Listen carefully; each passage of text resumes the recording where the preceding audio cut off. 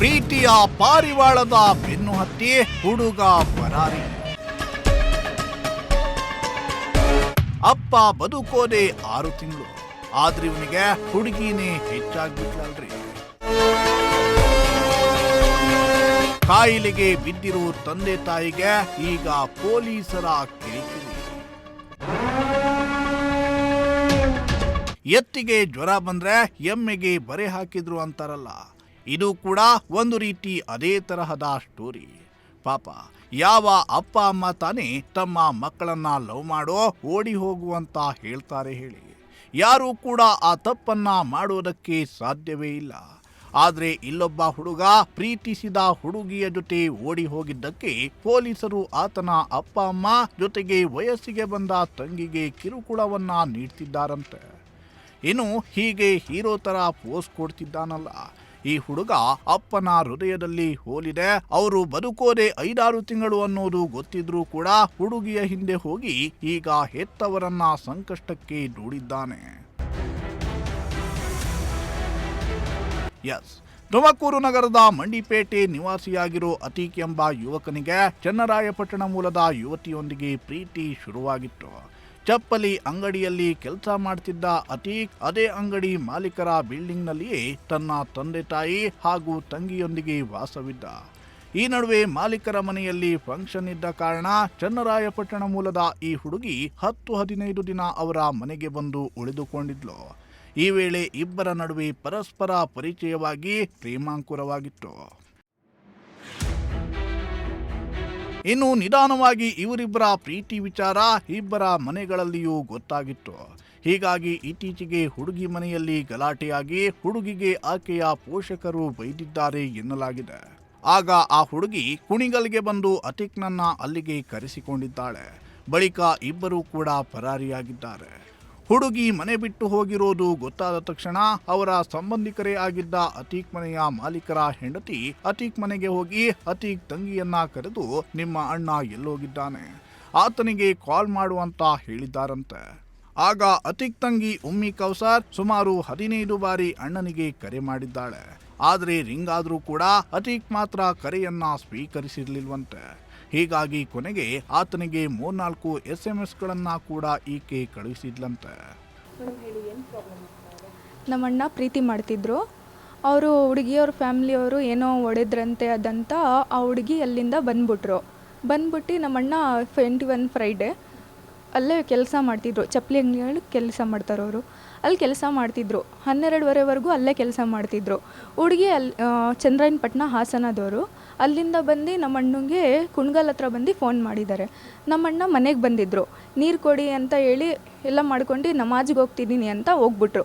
ನಮಗಿದು ಗೊತ್ತಿರಲಿಲ್ಲ ಓಡೋಗಿದ್ದಾರೆ ಅಂತ. ಆಮೇಲೆ ಹುಡುಗಿರ ಫ್ಯಾಮಿಲಿಯವರೇ ಬಂದು ಅವ್ರ ಆಂಟಿ ನಮ್ಮ ಮೇಲೆ ಮನೆ ಮೇಲೇ ಇರೋದು.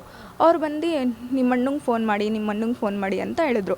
ನಾನು ಆಯಿತು ಅಂತ ಫೋನ್ ಮಾಡಿದೆ. ನನ್ನ ಫೋನಿಂದ 15 ಕಾಲ್ಸ್ ಆದರೂ ಮಾಡಿದ್ದೀನಿ. 15 ಕಾಲ್ಸ್ ಮಾಡಿದ್ದೀನಿ. ಆಮೇಲೆ ಎತ್ತಿಲ್ವಲ್ಲ ಕಾಲ್ಸು ಅಂತ ನಮ್ಮ ಅಣ್ಣಂಗೆ ಮಾಡಿದ್ದೀನಿ. ರಿಂಗ್ ಆಗ್ತಿತ್ತು, ಎತ್ತಿಲ್ವಲ್ಲ ಅಂತ ನಾನು SMS ಮಾಡಿದೆ. ಎಲ್ಲಿದ್ಯಾ, ಕಾಲ್ ಎತ್ತು, ಈ ಥರ ಆಂಟಿ ಬಂದು ಫೋನ್ ಮಾಡು ಅಂತ ಹೇಳ್ತಿದ್ದಾರೆ, ಕಾಲ್ ಎತ್ತು ಅಂತ ನಾನು ಹೇಳಿದ್ದೆ. ಇದು ಪೊಲೀಸರು ಪ್ರೂಫ್ ಇದೆ ಅಂತ ಹೇಳ್ತಿದ್ದಾರೆ. ಅದಾದ ಬಳಿಕ ರಂಜಾನ್ಗೂ 2 ದಿನ ಮುಂಚೆ ಯಾವುದೋ ಬೇರೆ ನಂಬರ್ನಿಂದ ಅತೀಕ್ ತನ್ನ ತಂಗಿ ಉಮ್ಮಿ ಕೌಸರ್ಗೆ ಕರೆ ಮಾಡಿದ್ದಾನೆ. ಆಗ ಎಲ್ಲಿದ್ದೀಯಾ, ಬಂದ್ಬಿಡು, ನಿಂಗೆ ಏನು ತೊಂದರೆಯಾಗೋದಿಲ್ಲ, ಇಲ್ಲಿ ಅಪ್ಪ ಅಮ್ಮ ಇಬ್ರು ತುಂಬಾ ಸೀರಿಯಸ್ ಆಗಿದ್ದಾರೆ, ಬಂದ್ಬಿಡು ಅಂತ ಎಷ್ಟೇ ಹೇಳಿದ್ರು ಕೂಡ ಅತೀಕ್ ಮಾತ್ರ ತಾನು ಬರೋದಿಲ್ಲ ಅಂತ ಹೇಳಿ ಕಾಲನ್ನ ಕಟ್ ಮಾಡಿದ್ನಂತೆ. ಆಮೇಲೆ ಇದು ನನಗೆ ಹಬ್ಬ ನಾಳೆ ಇದೆ ಅಂತ 2 ದಿವಸ ಮುಂಚೆನೇ ಕಾಲ್ ಬಂದಿತ್ತು. ಯಾರು, ನಾನು ಅನ್ನೋ ನಂಬರ್ ಎತ್ತಲ್ಲ, ತಿರ್ಗಾನು ಯಾರಾದರೂ ಇರ್ಬೋದು ಅಂತ ಎತ್ತಿದೆ. ಯಾರಂತ ನೋಡಿದರೆ ನಾನು ಅತೀಕು ಅಂತ ಹೇಳ್ದ. ಎಲ್ಲಿದ್ಯಾ, ಇಲ್ಲಿ ತುಂಬ ಪ್ರಾಬ್ಲಮ್ಸ್ ಆಗ್ತಿದೆ, ಅಪ್ಪ ನೋಡಿದ್ರೆ ಸೀರಿಯಸ್ ಆಗಿದ್ದಾರೆ, ಅಮ್ಮ ಏನು ಮಾತಾಡ್ತಿಲ್ಲ, ಬಾ ಅಂತ ಕರೆದೆ. ನಾನೇನು ಹೇಳಲ್ಲ ಅಂತ ಹೇಳ್ದ. ಯಾಕೆ, ಏನು ಪ್ರಾಬ್ಲಮ್ ಆಗಲ್ಲ, ಬಾ ಅಂತ ಹೇಳಿದೆ. ಇಲ್ಲ, ನಾನು ತೆಲಂಗಾಣದಲ್ಲಿದ್ದೀನಿ ಅಂತ ಹೇಳ್ದ. ಅಷ್ಟೇ. ಆಮೇಲೆ ಕಾಲ್ಸೇ ಬಂದಿಲ್ಲ. ಆಮೇಲೆ ಹುಡುಗಿರ ಫ್ಯಾಮ್ಲಿಯವರೇ ಹೇಳಿದ್ರು, ಚಿಂತಾಮಣಿ ಮುರಕ್ಮಲ್ಲ ಇದಲ್ಲ ಅಲ್ಲಿದ್ದಾರೆ ಅಂತ ಹೇಳಿದ್ರು. ಅವರೇ ಹೋಗಿ ಸರ್ಚ್ ಮಾಡಿದ್ದಾರೆ. ಸರ್ಚ್ ಮಾಡೋನು ನಮ್ಗೆ ಹೇಳಿದ್ರು ಅಲ್ಲಿದ್ದಾರೆ ಅಂತ. ಆಮೇಲೆ ನಾವು ಸೆಕೆಂಡ್ ದಿವಸ ಹೋಗಿ ಸರ್ಚ್ ಮಾಡಿದ್ದೀವಿ, ಎಲ್ಲೂ ಇಲ್ಲ. ಇವರು ಹುಡುಗಿರ ಫ್ಯಾಮಿಲಿಯವರು ಹೋಗಿ ಕಂಪ್ಲೇಂಟ್ ಕೊಟ್ಟಿದ್ದಾರೆ ಮಿಸ್ಸಿಂಗ್ ಆಗಿದ್ದಾರೆ ಅಂತ. ಇನ್ನು ಮತ್ತೊಂದೆಡೆ ನಾಪತ್ತೆಯಾದ ಹಲವು ದಿನಗಳ ಬಳಿಕ ಆ ಹುಡುಗಿಯ ಪೋಷಕರು ಚನ್ನರಾಯಪಟ್ಟಣ ಪೊಲೀಸ್ ಠಾಣೆಯಲ್ಲಿ ಮಿಸ್ಸಿಂಗ್ ಕಂಪ್ಲೇಂಟ್ ಅನ್ನ ದಾಖಲಿಸಿದ್ದಾರಂತೆ. ಇದನ್ನ ವಿಚಾರಣೆ ನಡೆಸುವ ನೆಪದಲ್ಲಿ ಚನ್ನರಾಯಪಟ್ಟಣ ಪೊಲೀಸರು ತುಮಕೂರಿಗೆ ಬಂದು ಹುಡುಗನ ಮನೆಯವರಿಗೆ ಕಿರುಕುಳವನ್ನ ನೀಡ್ತಿದ್ದಾರಂತೆ. ಆತ ಎಲ್ಲಿಗೆ ಹೋಗಿದ್ದಾನೆ ಅನ್ನೋದೇ ಗೊತ್ತಿಲ್ಲ ಅಂದ್ರೂ ಕೇಳದೆ ನೀವೇ ಆತನನ್ನ ಎಲ್ಲಿಯೋ ಬಚ್ಚಿಟ್ಟಿದ್ದೀರಿ, ನಿಮ್ಮ ಮಗಳಿಗೆ ಎಲ್ಲವೂ ಗೊತ್ತಿದೆ, ಆಕೆ ಮೆಸೇಜ್ ಮಾಡಿರೋ ಪ್ರೂಫ್ ಇದೆ, ಆಕೆಯನ್ನ ಜೈಲಿಗೆ ಕಳುಹಿಸ್ತೀವಿ ಅಂತೆಲ್ಲ ಹೆದರಿಸ್ತಿದ್ದಾರಂತೆ. ಹುಡುಗಿ ಮಿಸ್ಸಿಂಗ್ ಆಗಿದ್ದಾರೆ ಅಂತ. ಆಮೇಲೆ ಪೊಲೀಸವರು ನಮ್ಮ ಮನೆಗೆ ಬಂದು ನಮ್ಮ ಮೇಲೆ ಇದು ಮಾಡಿದ್ರು, ಸರ್ಚ್ ಎಲ್ಲ ಮಾಡಿದ್ರು, ಎಲ್ಲ ಕೇಳಿದ್ರು, ಸ್ಟೇಟ್ಮೆಂಟ್ ಎಲ್ಲ ತೊಗೊಂಡ್ರು. ನಾವು ಹೇಳ್ತಿದ್ದೀವಿ ನಾವೇನು ಬಚ್ಚಿಕ್ಕಿಲ್ಲ ಅಂದರೆ ನೀವೇ ಬಚ್ಚಿಕ್ಕಿದ್ದೀರಾ, ಎಲ್ಲೋ ಇಕ್ಕಿದ್ದೀರಾ ಅಂತ ನಮ್ಮ ಮೇಲೆ ಇದು ಮಾಡ್ತಿದ್ದಾರೆ. ನಮ್ಮಪ್ಪ ಹಾರ್ಟ್ ಪೇಷೆಂಟು, ಅವ್ರಿಗೆ ಹಾರ್ಟಲ್ಲಿ ಹೋಲ್ ಇರೋದು. ಡಾಕ್ಟರ್ಸ್ ಟೈಮಿಂಗ್ ಬರೀ 6 ಮಂತ್ ಕೊಟ್ಟಿರೋರು, ಅವ್ರಿಗೆ ಬರೀ ಟಾರ್ಚರ್ ಕೊಡ್ತಿದ್ದಾರೆ. ನಿಮ್ಮ ಮಗ್ಳಿಗೆ ಗೊತ್ತು, ನಿಮ್ಮ ಮಗ್ಳಿಗೆ ಗೊತ್ತು ಅಂತ. ನಾನು ತಪ್ಪು ಮಾಡಿರೋದು ಏನಂದರೆ ಆ ಆಂಟಿ ಬಂದು ಹೇಳಿದ್ರು ಕಾಲ್ ಮಾಡು ಅಂತ.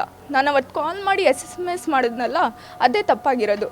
ಅದು ರಿಂಗ್ ಆಗ್ತಿತ್ತು ಕಾಲು, ಅದಕ್ಕೆ SMS ಮಾಡಿದ್ರೆ ಆದ್ರೂ ಎತ್ತಾರೆ ಅಂತ ಹಲೋ ಹಲೋ ಹಲೋ ಅಂತ ಮಾಡಿದ್ದೀನಿ SMS. ಆಮೇಲೆ ಒಂದು ರಿಪ್ಲೈನೂ ಮಾಡಿಲ್ಲ.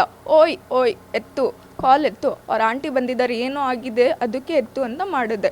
ಅವ್ರೇನು ಇದೇ ಮಾಡಿಲ್ಲ. ಅದು ಪ್ರೂಫ್ ತೊಗೊಂಬಂದು ನನಗೆಲ್ಲ ಗೊತ್ತು, ತಂಗಿಗೆಲ್ಲ ಗೊತ್ತಿದೆ, ತಂಗಿ ಬಚ್ಚಿಕ್ತಿದ್ದಾಳೆ ಅಂತ ನನ್ನ ಮೇಲೆ ಟಾರ್ಚರ್ ಮಾಡ್ತಿದ್ದಾರೆ. ನಂಗೆ ಹೋಗಿ ಜೈಲ್ ಮೇಲೆ ಕೂಡಿಸ್ಬೇಕು ಅಂತ ಹೇಳ್ತಿದ್ದಾರೆ. ಇನ್ನು ಅತೀಕ್ ತಂದೆಯ ಹಾರ್ಟ್ನಲ್ಲಿ ಹೋಲಿದ್ದು ವೈದ್ಯರು ಅವರಿಗೆ ಕೇವಲ 6 ತಿಂಗಳು ಟೈಮ್ ಅನ್ನ ಕೊಟ್ಟಿದ್ದಾರಂತೆ. ಇನ್ನೊಂದು ಕಡೆ ತಾಯಿ ಕೂಡ ಮನೋರೋಗದಿಂದ ಬಳಲುತ್ತಿದ್ದಾರೆ.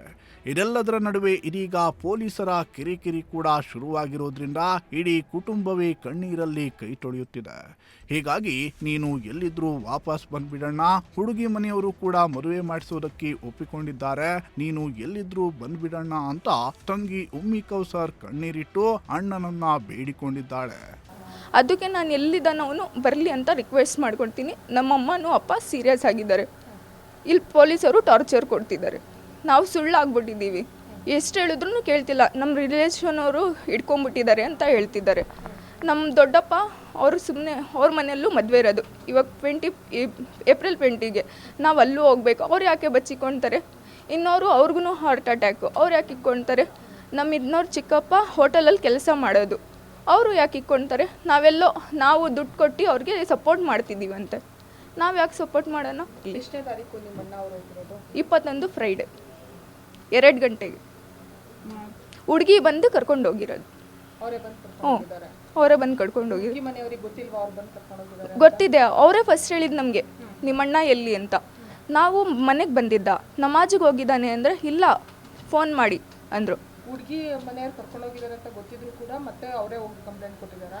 ಗೊತ್ತಿದೆ. ಅವ್ರು ಹೋಗಿ 21ನೇ ತಾರೀಕಿಗೆ ಕೊಡಬೇಕಿತ್ತು, ಕೊಟ್ಟಿಲ್ಲ. ಇವಾಗ 6ನೇ ತಾರೀಕು ಹೋಗಿ ಕೊಟ್ಟಿರೋದು ಕಂಪ್ಲೇಂಟು. ನೀವು ಕೇಳಿಲ್ವಾ? ನಾವೇ ಹೇಳಿದ್ದಕ್ಕೆ ಕೊಟ್ಟಿದ್ದವರು. ನಮಗೆ ಹೇಳಿದ್ರು ಕಂಪ್ಲೇಂಟ್ ಕೊಡಿ ಅಂತ. ನಮಗೆ ಟೌನ್ ಸ್ಟೇಷನಲ್ಲಿ ಕಂಪ್ಲೇಂಟ್ ತೊಗೊಂಡಿಲ್ಲ. ಯಾಕೆ ತಗೊಂಡಿಲ್ಲ? ಅದು ಹುಡುಗರಿಗೆ ಇಂದ ತೊಗೊಳಕ್ಕಾಗಲ್ಲ ಅಂತ ಹೇಳಿದ್ರು.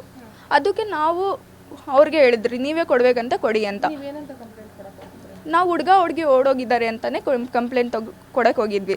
ಅವ್ರು ತೊಗೊಳ್ಳಲ್ಲ ಅಂತ ಹೇಳಿದ್ರು.